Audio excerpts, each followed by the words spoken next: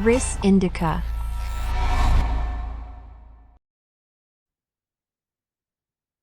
Hello and welcome to RES INDICA IAS Academy. We are India's only design-based learning platform for the civil services aspirants. Desh badla, padhai badli. In this particular edition, we are going to discuss the news articles from the Hindu and Indian Express of 13th of June. Okay. Now, I have also added the newspaper articles, the editorials from where I have sourced this data and have added to the PDF for your perusal. You can also use this PDF and can download them from our website. Now coming back to the mind maps at hand. First of all, let us discuss some world news. The first news is US decides to join UNESCO and the payback deal of 600 million in dues. Why this is in news? First of all, USA had basically decided to withdraw from UNESCO few years back. But as of now, there have been some motivation going around which has compelled USA to join the UNESCO again. Why was USA motivated to rejoin? Basically, China is filling the gap which was left by UNESCO, which was left by USA in UNESCO. Why? Because the global standards for artificial intelligence and technological education, which has become the heartthrob of today's population, is the area where UNESCO is focusing. And UNESCO was one of the biggest donors. And when USA has withdrawn from UNESCO, the gap was void. And that gap is being filled by USA. Let us have some background. In 2011, US and Israel, they stopped the funding of UNESCO after UNESCO voted to include Palestine as a member state. You all must be very well knowing about the Israel-Palestine conflict. Okay. And whenever this conflict comes into prominence, we are very well know that USA is a strategic ally of Israel. In 2011, UNESCO decided to include Palestine as one of the member states, which antagonized Israel and in turn antagonized USA. In 2011, Trump decided to withdraw from the agency altogether. So in 2011, the funding was stopped, and in 2017, USA completely withdrew. What is the way ahead? Now, the return of USA is expected to face a vote by 193 member states. So all the member states of the UNESCO, they have to vote, and then only USA will be included again. Got my point? Coming back to the second news. Saudi in a 5.6 billion deal with China EV firm. The Chinese EV firm has signed a deal worth rupees $5.6 billion. Okay. Now, what is this deal basically all about? The part of the Saudi plan is to develop domestic electrical vacancy manufacturing sector. We all very well know that the Middle Eastern countries, which are heavily reliant on oil, they are trying to expand their economy to various sectors. In such a pursuit, Saudi is planning to develop domestic electrical vehicle manufacturing industry. And Chinese FDI into the Arab markets stood at $23 billion in 2021. Of which approximately 3.5 billion was invested in Saudi Arabia. Got my point? Coming back to the third news at hand, China could have as many intercontinental ballistic missiles as USA or Russia by the turn of the decade. This has been told by a think tank. The SIPRI report, SIPRI basically stands for Stockholm International Peace Research Institute, which talks about the armament stockade. How much arms and ammunition does the country has? Okay, and it has told that India and Pakistan nuclear arsenals are expanding, and China has increased its nuclear arsenal to 410 warheads in January 2022, which is an increment of approximately 60 from the previous year. Got my point? Coming back to the next, which is some national news we are going to talk about. The first, see, Biparjoy to be the first June cyclone to cross the Gujarat coast in 25 years. Okay, some facts about it. Only third extremely severe cyclone to develop in Arabian Sea. Basically, what happens is that this is basically India. The monsoon, when it enters India, it has two branches. One is the Arabian Sea branch, other is the Bay of Bengal branch. The tendency to form cyclone is more in the Bay of Bengal branch rather than the Arabian Sea branch. So this is what is being talked about. This is only the third extremely severe cyclone to develop in the Arabian Sea. Why is it so? Because the relatively warmer sea surface temperature in the Bay of Bengal than the Arabian Sea helps in the formation of cyclone. You all must be very well knowing that for the formation of cyclone, there should be warm sea surface temperature. And the water is hotter in the Bay of Bengal side rather than the Arabian Sea sides. Therefore, we see extreme cyclones in Bay of Bengal and not in Arabian Sea. And the Biparjoy cyclone is expected to cross Saurashtra and the Kutch between the Gujarat Mandavi and the Pakistan's Karachi. Okay, now next thing, at G20 event, PM says development is a core issue for Global South.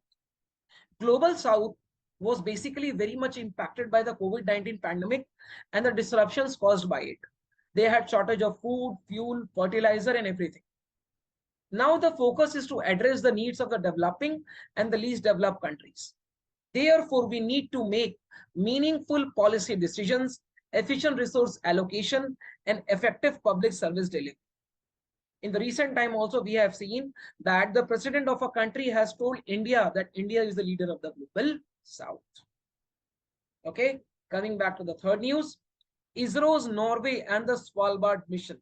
The Svalbard mission is also known as the SEED mission. What is it? Let us talk about it.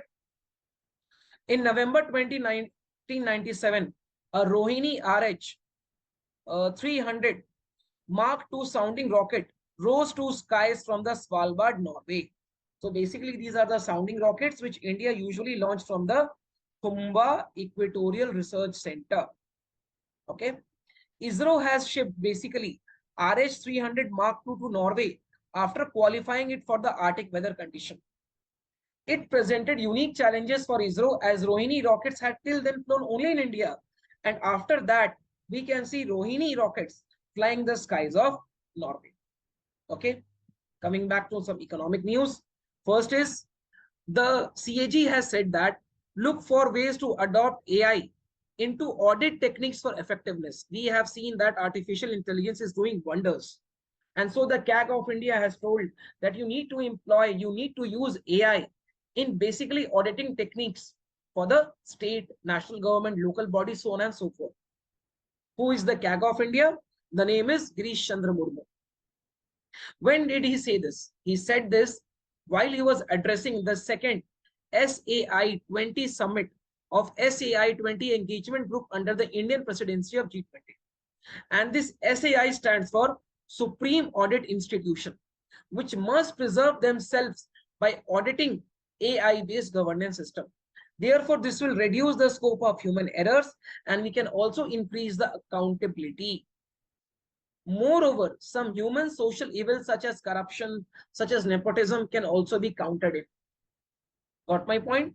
Coming back to the second news, India and UAE, they have targeted for 100 billion in non-oil trade by 2030. Currently, the trade between these two nations is basically oil-based. And so much so that $48 billion is through non-oil trade and 52 billion is by oil trade. Both the countries have also agreed on setting up some committees and council which is going to look up into this matter. The target was set up at the first meeting of the Joint Committee of India and UAE CEPA. Coming back to the third news, April industrial output grows 4.2%, rises from 5-month low. Why so? Because electricity generation contracted for the second month in a row. Manufacturing and mining grew by 5%. The consumer durables continue to shrink for 5th month in a row, sliding to as low as 3.5%. Now, retail inflation cooled to 4.25%. India's retail inflation in April was 4.7%. Now, the prescribed limit by the CBI, by the RBI, is between 4 plus minus 2%. This is also known as a tolerance limit. Yes, so we are very well low. We are very well within the tolerance limit. Now the inflation is closer to achieve the median target, which is of 4%. Okay. Now on the upswing, why it is on the upswing? The data was released by, first of all, NSO, which is showing an improve in the macroeconomic condition. The inflation is down and the industrial production is increasing. Therefore, we can see that the inflation is though low, but it may rise in the future due to increase in growth. Getting my point? Now, last news, Biden's new geo-economic. Why was this in news? Because the USA National Security Advisor has visited Delhi to finalize on some agreements before the Modi-Biden meet. Okay. Now, what is the main agenda of the Biden's administration? First of all, in economic security, their approach is towards domestic manufacturing, international trade, climate change, developing multilateral institutions, so on and so forth. They have also some geopolitical agenda, for example, competing with China, rebooting traditional ties, trying to build its hegemony, which it earlier had. It also wants to build some new partnership, bring in some new coalition, make some new, if I can say, economic organizations. Okay. But USA is facing some issues with the new agenda. What are those issues? Bilateral relation with Washington is affected. Major allies like EU and G7, they are engaged in internal debates and squabbles. But what impact does it has on India? First, enhance geopolitical cooperation, the political cooperation, the economic cooperation, the geopolitics. It has increased between India and USA. India's business class need to move faster. Why? So as to rope in this opportunity and to translate this geopolitical convergence into positive outcomes. So this is it. So this is it for today. We will meet tomorrow with the news analysis of 14th of June. Thank you very much.